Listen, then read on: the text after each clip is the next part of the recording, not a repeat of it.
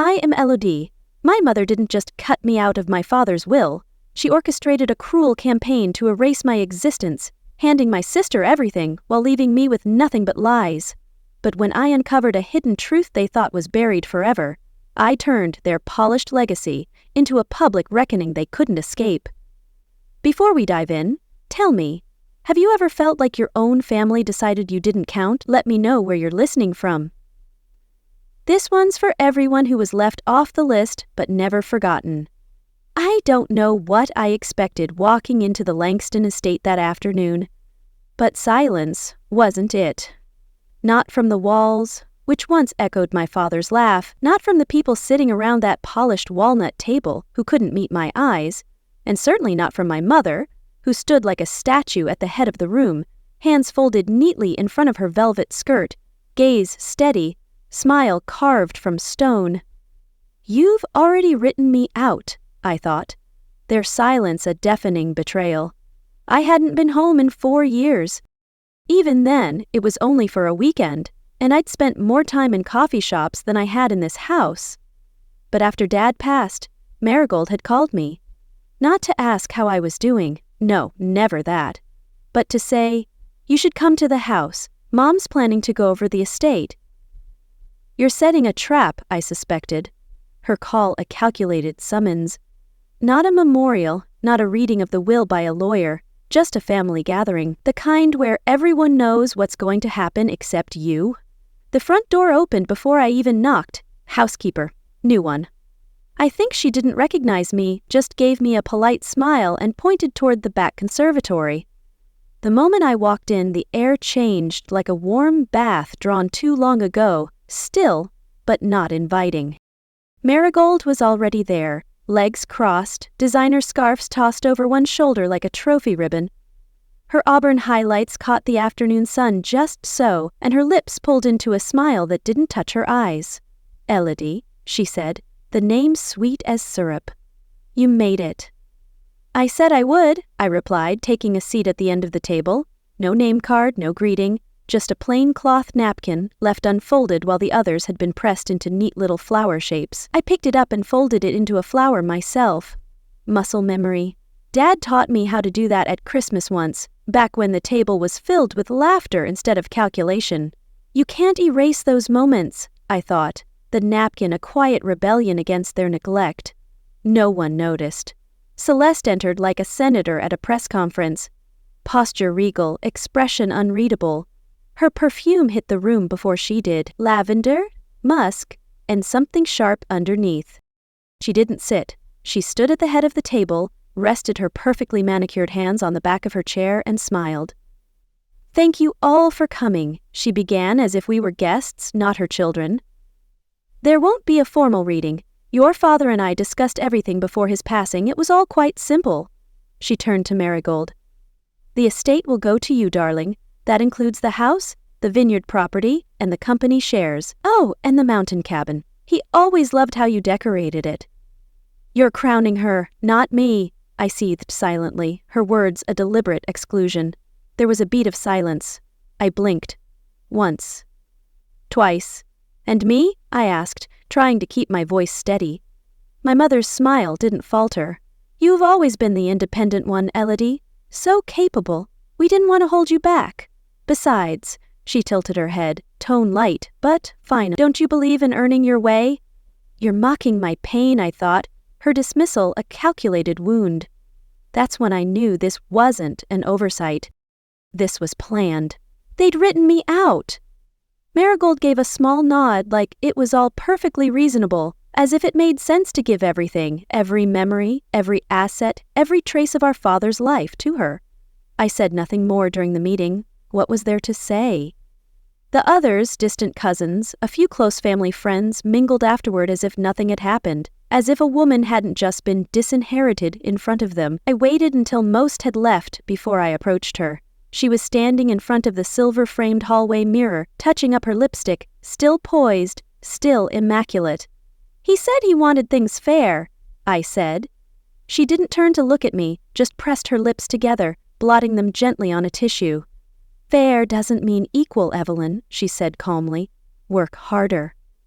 You're rewriting his love, I thought, her words a cold dismissal of my worth. She left the tissue on the side table and walked away. I stood there for a full minute, staring at the pink imprint she'd left behind. Back upstairs in what used to be my room, now stripped of everything personal, the walls painted over, the bookshelf gone, I lay on the stiff guest mattress, staring at the ceiling fan spinning slowly above me. I didn't cry. I wanted to, but something inside me had dried up. Instead, I reached into my purse and pulled out the napkin flower I'd folded earlier. It was a bit crushed now, edges uneven. I clutched it tight in my hand. It didn't soothe me, but it reminded me that I was still here, still breathing. Their silence was supposed to erase me, their decision was supposed to define me. But that night, as I lay alone in the house where I used to be someone's daughter, something shifted. Not loudly, not violently, but something in me, quiet, deep, and final, snapped. You can't silence my truth, I vowed, the napkin a symbol of my resilience. They erased me from the room, from the name, from the story, and I let them. 3 days later, the memorial at Rosewood Country Club felt more like a magazine shoot than a goodbye. The valet took my keys with a nod that barely concealed surprise. I guess a dusty blue SUV didn't fit the family image.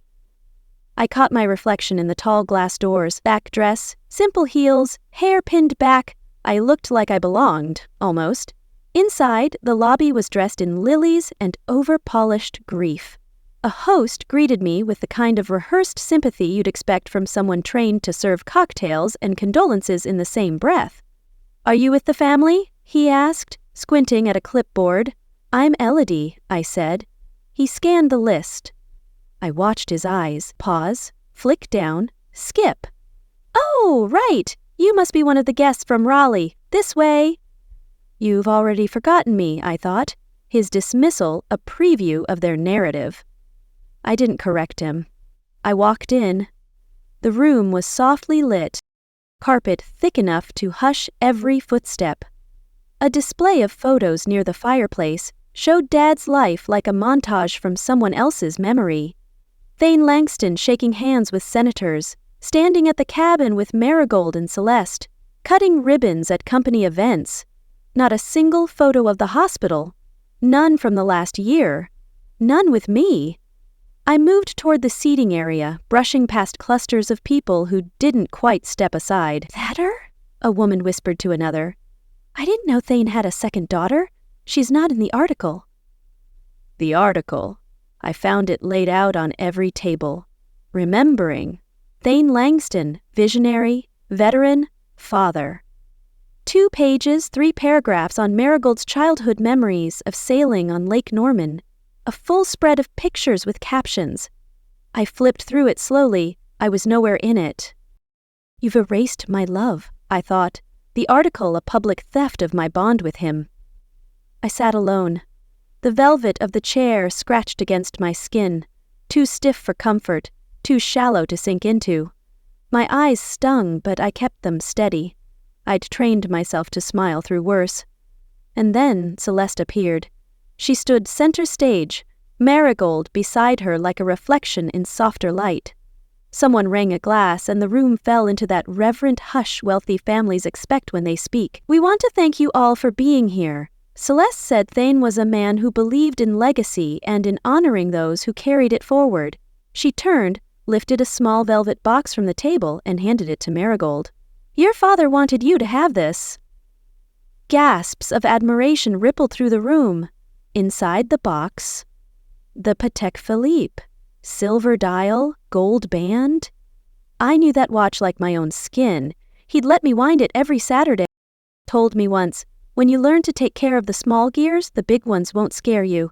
"You're giving her my memory," I seethed, the watch a stolen piece of our connection. My body moved before my mind caught up. I stepped forward. Quiet, careful. That was his travel watch. Marigold turned toward me, surprise flickering into irritation. He said I should keep it? I added, voice low. Celeste didn't blink. He changed his mind. "It's just a watch, Elodie," Marigold added, tilting her head. "Don't make it weird." "You're lying to my face," I thought. Their casual dismissal a spark to my defiance. I stood there a second longer, then nodded. Of course. I turned back to my seat. My fingers shook. Later, when they announced the eulogy, I knew better than to expect fairness. Still, I wasn't prepared for the elegance of the eraser. Marigold walked to the front, held a sheet of thick paper. Her voice was smooth, her pauses well-rehearsed. My father taught me to lead, to love tradition, to know the weight of responsibility. He was there for every big moment. My graduation, my wedding, even the cabin remodel he helped us finish last spring. Laughter, applause. No mention of the months I sat by his hospital bed holding his hand while he forgot what day it was. No mention of the oxygen machine I learned to clean the medication alarms, the nights I watched him cry.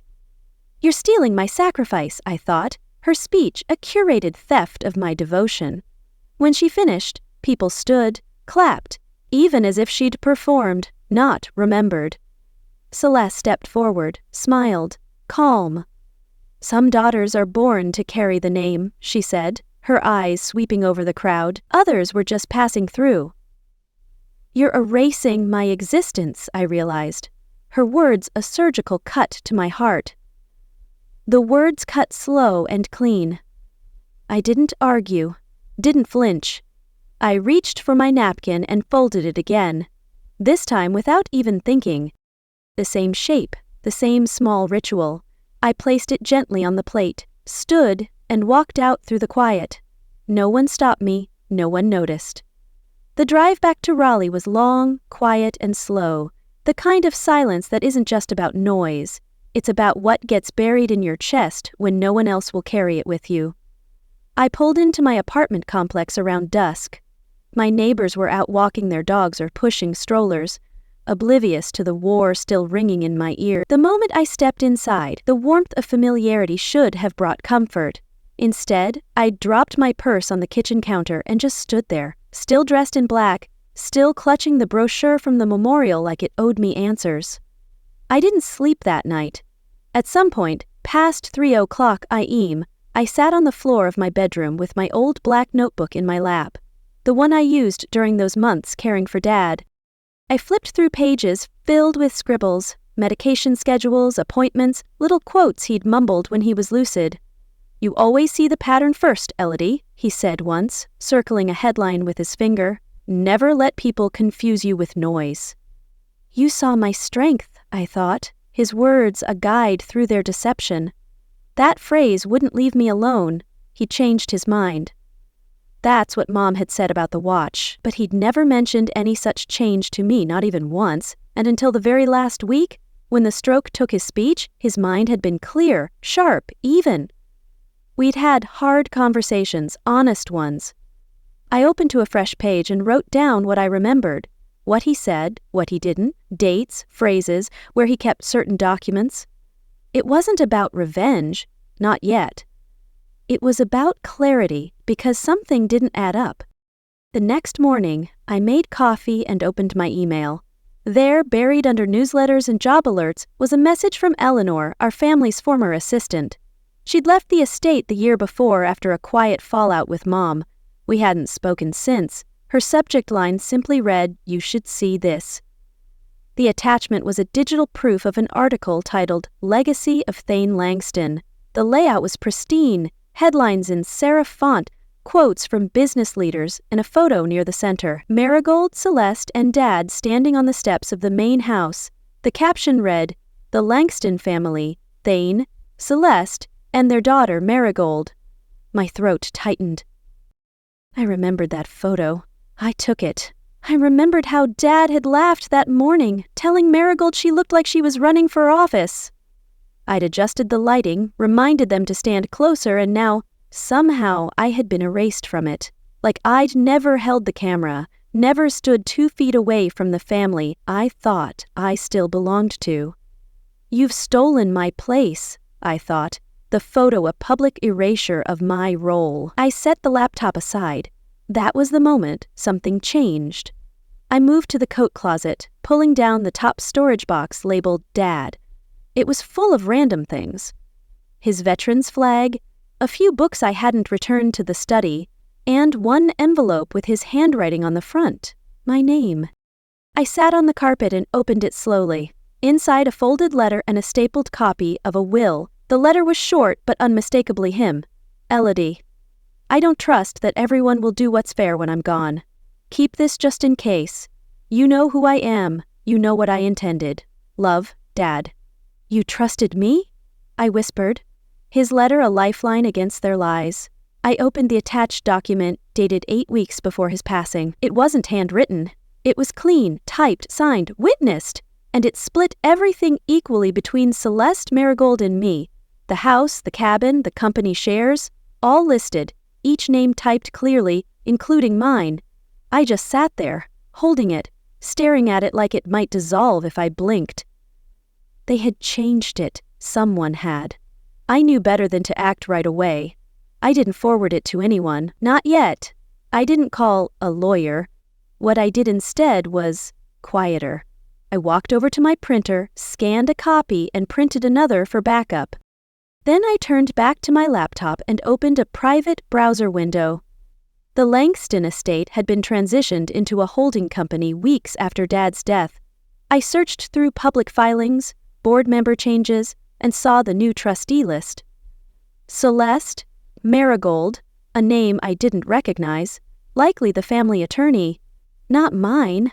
I wasn't on anything, not even as a witness to the man I nursed until his final breath. That night, I placed the will into a secure envelope and hid it in the freezer under a bag of frozen peas. Not dramatic, just safe. Then I sat down with a fresh notebook page and wrote one line. If this is the truth, someone rewrote it after he couldn't speak. I'll find your justice, I vowed. The envelope a secret weapon in my fight. The next morning, I packed the envelope back into the freezer, still tucked under the frozen peas like a secret no one would think to look for. And then I made the call, not to a lawyer, not yet, to Malcolm Price, the Langston family's longtime estate attorney. Or so I thought. Mr. Price retired last year, the receptionist told me, cheerful and oblivious. You'll be meeting with Mr. Kellen. That name hadn't come up before. I drove back to Charlotte 3 days later, a thin file in my purse, and my voice rehearsed a dozen times in the car. I wasn't going to accuse. I was going to ask calmly. Like a woman who didn't just find her father's real will sitting in a cardboard box next to old receipts and expired medication. The new attorney's office was nothing like Malcolm's had been. No dark paneled walls, no heavy bookshelves, just sleek white desks and a glass wall that looked out over downtown. Everything smelled like new carpet and citrus air freshener. Kellen was young, mid-30-ish if that, trim beard, pressed blue suit, one of those men who probably went to law school for the networking, not the ethics. He smiled and extended a hand like we were old friends. Elodie, he said, I've heard a lot about you. From whom, I wondered, his familiarity a red flag in their game. I sat. I'd like to understand how the will was processed. He folded his hands. Of course, everything was properly validated and witnessed. The final version was signed 3 weeks after Mr. Langston's stroke at the request of your mother. She represented you with your power of attorney. I blinked. My what? Your power of attorney? He repeated like I hadn't heard him the first time. Apparently signed a few years back. Your mother used it to stand in for you during the signing. She had full authority to speak on your behalf. I never signed that. You're complicit in their fraud, I thought. His calm a cover for their deceit. Kellen paused ever so slightly and smiled again. Well, that's something we can look into, but the document was filed and everything appears in order. Do you have a copy? I'm sure we can get one to you, he said, already moving to end the meeting. Your mother has a great deal of experience handling these matters. I didn't reply. I stood, shook his hand, left, and as I walked back to my car, one phrase echoed in my ears again and again. She represented you. No. She replaced me. The following Saturday, my cousin Livia invited the family over for a casual backyard brunch. No drama, she promised in the text. But there was always drama when it came to Celeste's orbit. It just wore linen and pearls. I brought lemon muffins, store-bought because I was too tired to fake it anymore. Everyone else had arrived early. The yard was already loud with clinking cutlery and laughter that didn't quite reach the eyes. As I poured myself coffee, I caught a voice behind me. Familiar, whispered. She was always the difficult one. You know how Celeste said. Aunt Marlena. She didn't see me at first, but when I turned around, her face flushed red. Elodie. Oh, I didn't see you there, sweetheart. I kept my tone even. You were saying something about me. Marlena gave a tight smile, fingers fiddling with her necklace. Oh, nothing, just your mother always said you were, well, a little headstrong. Unstable? I asked, raising an eyebrow. She said you didn't want anything to do with the family, that you moved away to separate yourself. I just assumed I wasn't part of them anymore. You're spreading their poison, I thought, her gossip a tool in their campaign. I nodded slowly. I see. And I did, crystal clear. After the brunch, I sat on the back porch steps with my phone and pulled up the invitation Livia had sent. Backyard brunch with the Langston women. The header said, Honoring Marigold, our heart. Nowhere was my name, not even in the fine print. They hadn't just kept me out of the will, they had written me out of the narrative, the good daughter, the legacy keeper, the face of the family. It had always been Marigold. They'd made sure of it. Even when I was the one sitting beside Dad at every doctor's appointment, washing out his medication cups, setting up oxygen tanks, trimming his nails when the aides didn't show.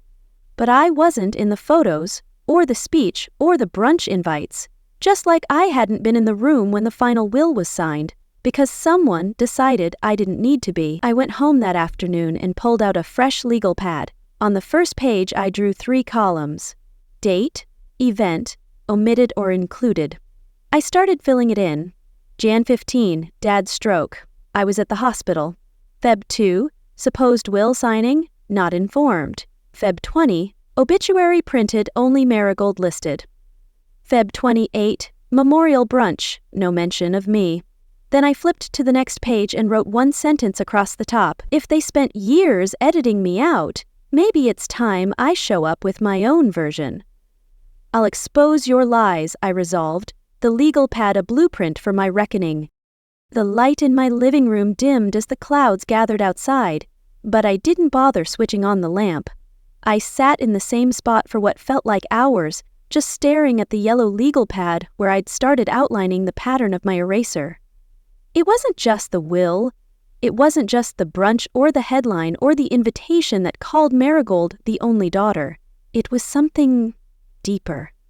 Something cold. I was removed, not out of oversight, but by design. A gust of wind rattled the window pane. I got up, went to the bookshelf and pulled down the old faux suede folder I'd brought from Dad's house months ago, his medical documents. I hadn't touched it since the funeral. Couldn't bear to look. But now I needed to. I flipped through it slowly, scanning familiar forms, emergency contacts, prescription lists, old insurance paperwork. Then there it was. A healthcare directive from 6 years ago, clearly signed in my father's looping script. Healthcare proxy Elodie Langston. I exhaled. I remembered that day. We sat at the kitchen table. He'd told me, if anything happens, I want you to be the one. You listen. You don't panic. And then I flipped to the next page, a note in a different font, a line highlighted, revoked via updated directive. Feb 5, 4 days after his stroke. I blinked hard. The doctor had said your mother's instructions override your request. Unfortunately, at the time, I'd thought it was hospital policy, some administrative mix-up, a system that didn't care who sat by whose bedside. I had waited outside the ICU in a hard plastic chair for 4 straight days. They said no visitors. I brought coffee. I prayed. I tried to call. No one ever picked up. And now I knew why. It wasn't the hospital. It was her. She'd used that forged power of attorney to take my place again, this time at his deathbed. You stole my final moments with him, I realized. Her actions, a betrayal that cut to my core. My stomach turned. I placed the folder back in its sleeve and stepped outside for air. The next day, I found myself standing near a velvet rope, watching a crowd of press and influencers gather outside Marigold's brand launch event. Her new company, a wellness consultancy for holistic empowerment, was debuting in Charlotte's Arts District. Of course it was. I hadn't planned to come. I'd seen the invitation online. Another announcement that only mentioned her. Founded by Marigold Langston, daughter of legacy entrepreneur Thane Langston, there it was again. But what pulled me here wasn't her. It was curiosity. What image had they built now? How far would the lie stretch? The room was slick and polished. Pink orchids on mirrored tables, kombucha being poured into crystal flutes, staff in matching neutral-toned blazers. Soft luxury was the look, and Marigold, dressed in all cream, was the centerpiece. A large screen lit up behind her, the Langston method, and under it a logo, a delicate flower folded into the shape of an infinity symbol. I couldn't move. I remembered that sketch. I was 16. I'd drawn it on the back of a napkin on one of Dad's bad days. I told him it meant healing without end. He smiled, folded the napkin, and tucked it into his desk drawer, and said, "That's the kind of thing people put on buildings." And now here it was, projected 25 FT wide, used for a business I didn't even know existed. No credit, no name, not even a whisper. She'd taken my design, my meaning, my memory with him. All of it repackaged under her own name. "You've stolen my soul," I thought. Her theft a violation of my creativity. I didn't stay for the speech. That night, I packed a suitcase. I folded sweaters like it was any other trip, until I reached the bottom drawer where the shoebox was. Inside, old photos. One of me and Dad by the lake.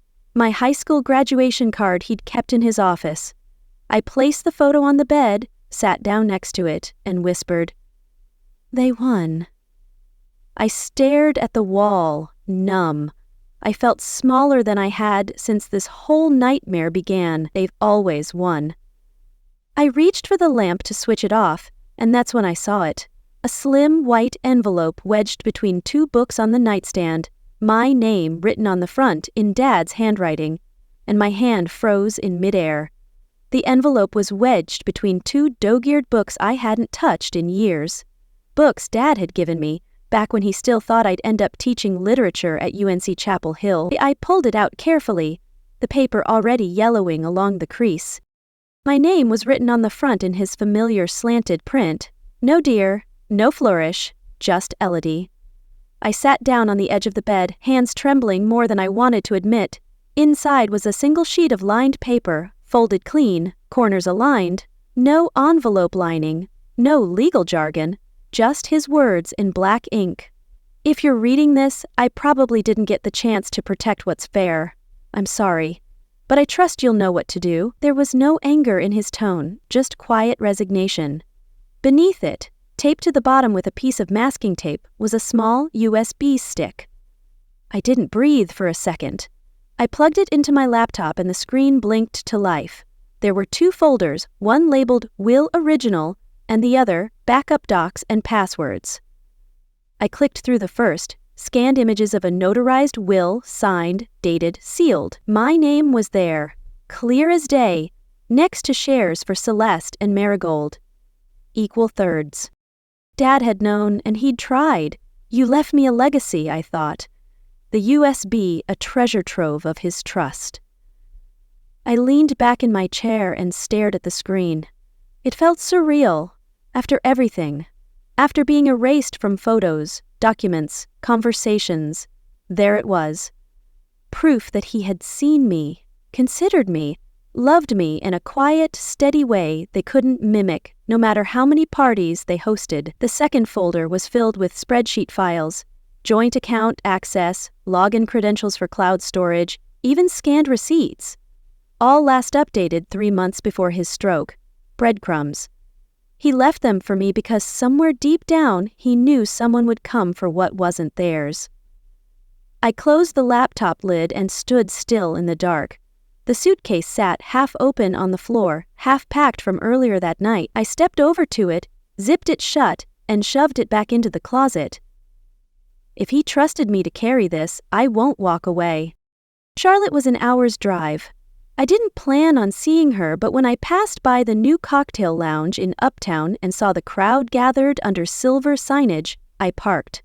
Marigold was inside, of course, the center of attention, red wine in one hand, a bored smile smeared across her face.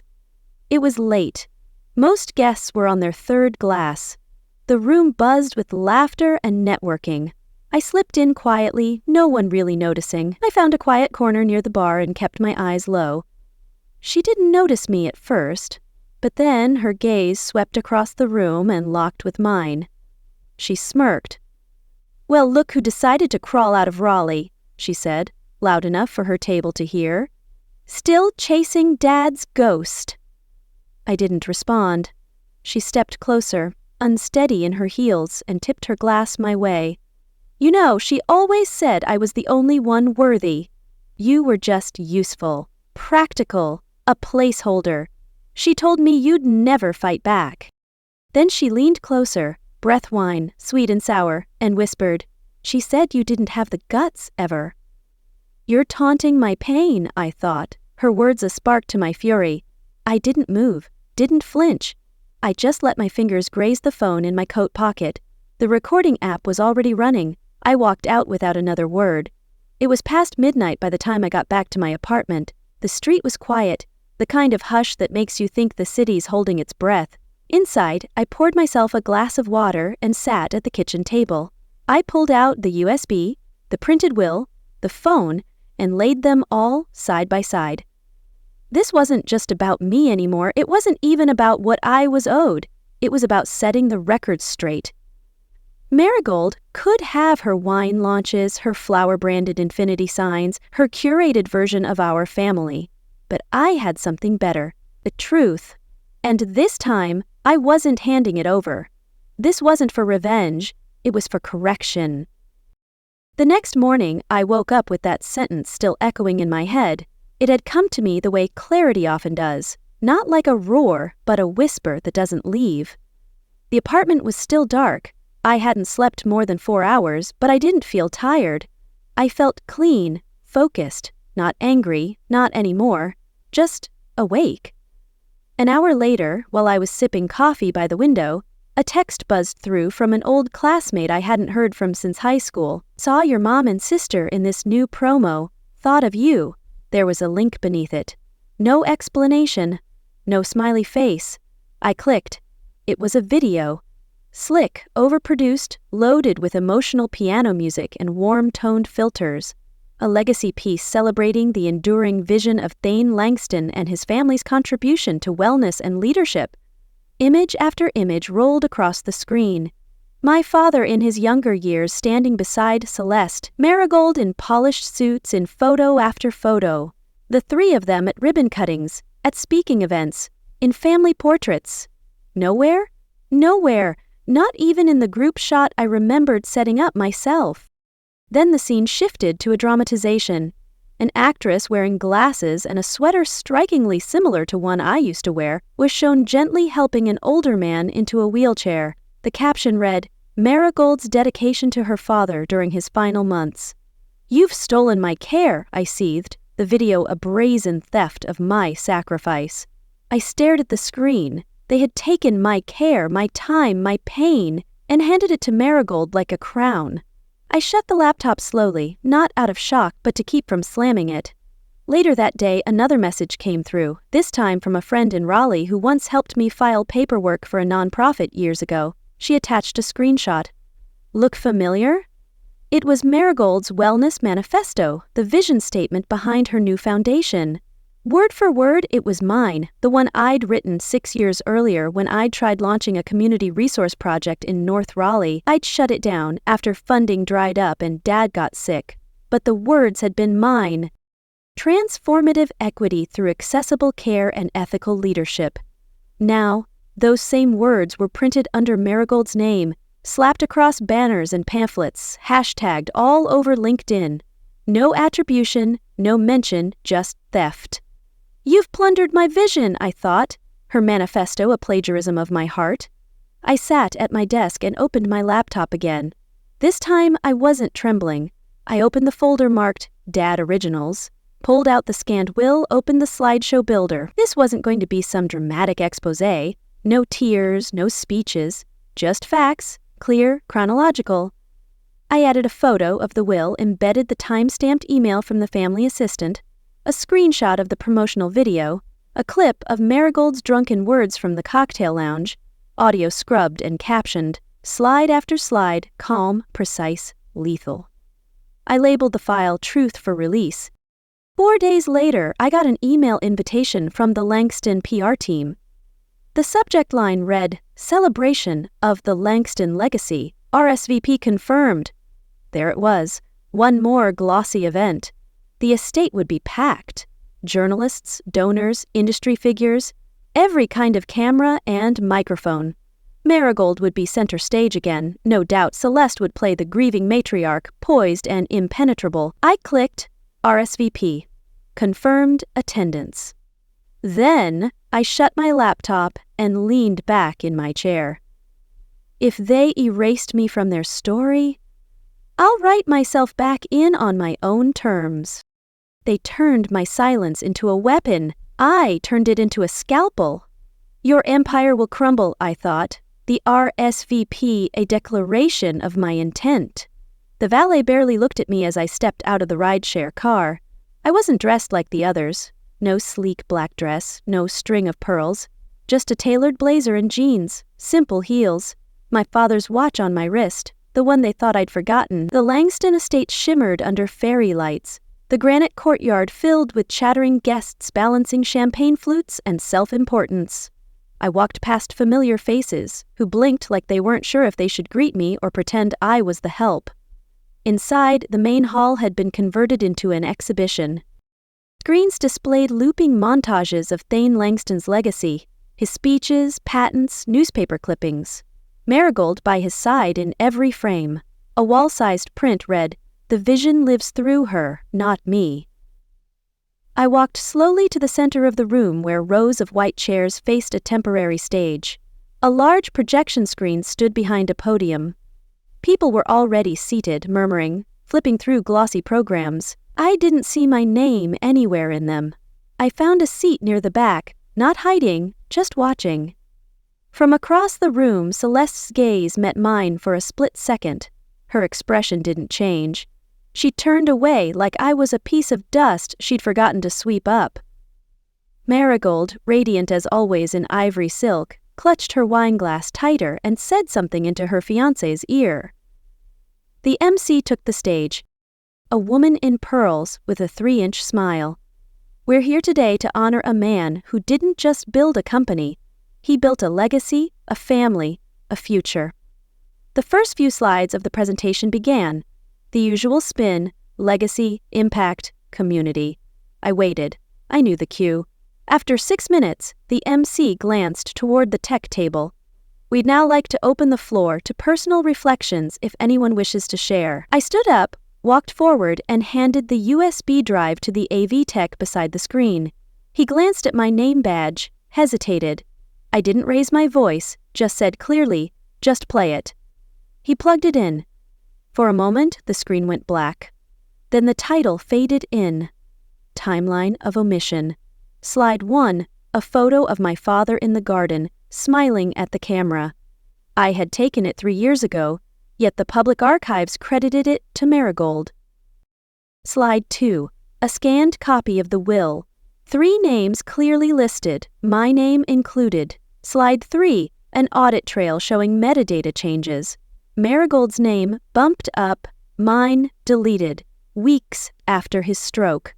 Slide 4, a clip from the cocktail lounge, Marigold glass in hand, laughing, the caption beneath her as she said you wouldn't fight back, ever. Murmurs started across the room.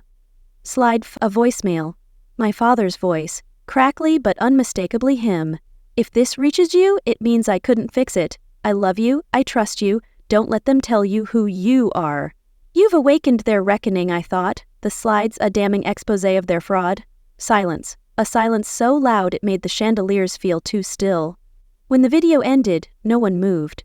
Marigold stood frozen near the back wall. Her wine glass was empty now, her face pale beneath the foundation. She didn't look at me. She just turned and walked out, without a word. Celeste didn't flinch.